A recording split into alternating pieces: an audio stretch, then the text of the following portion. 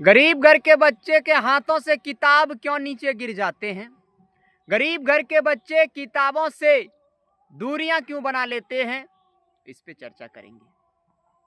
गरीब घर के बच्चे 10वीं और 12वीं का एग्जाम देने के बाद वह दिल्ली, बंबई, गुजरात जाने के लिए क्यों आतुर हो जाते हैं?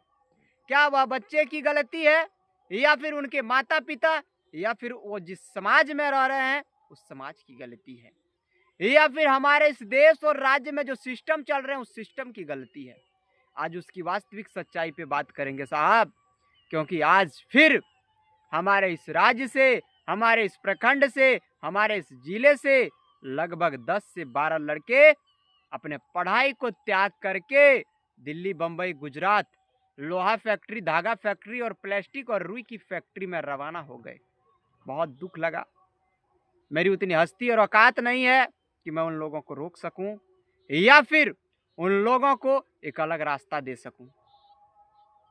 आखिर में इन बच्चों ने अपना पढ़ाई को क्यों त्यागा, शायद आप लोगों को पता नहीं होगा, लेकिन जब मैं उन लोगों से मिला और बात किया तो आंखें भर आई और उसने कहा कि भैया एग्जाम तो हम लोगों का अब खत्म हो गया, घर की जिम्मेदारी आ गई, पिताजी कर्जे के बोझ तले दबे हैं, माता की तबीयत खराब है, बहन सयानी हो रही है, हम घर का बड़ा बेटा है, यदि हम कमाने अब नहीं जाएंगे तो मेरे घर की स्थिति क्या होंगी?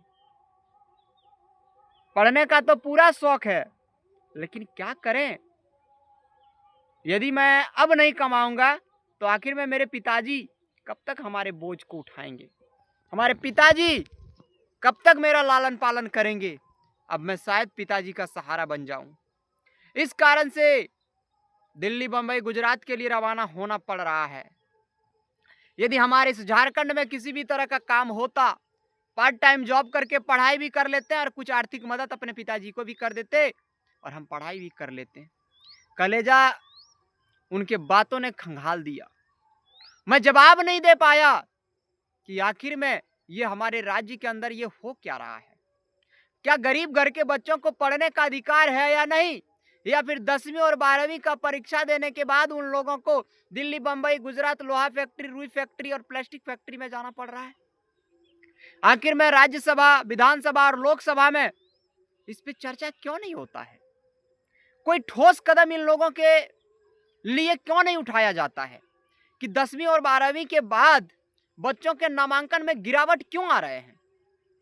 10वीं और 12वीं के बाद बच्चे क्यों नहीं पढ़ पा रहे हैं?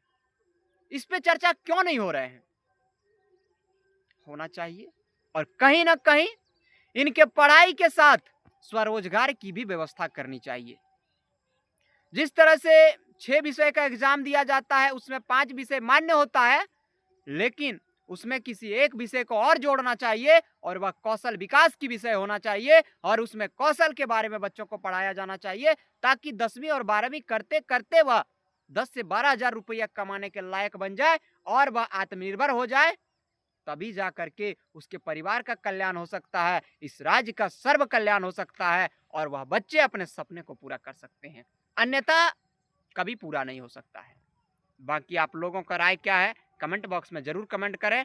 आखिर में गरीब घर के बच्चे कब तक दर दर की ठोकरें खाएंगे, कब तक उनके हाथों से किताब को छीना जाएगा? वीडियो को अच्छा लगे तो ज्यादा से ज्यादा शेयर कीजिए। जय हिंद, वंदे मातरम। साथी।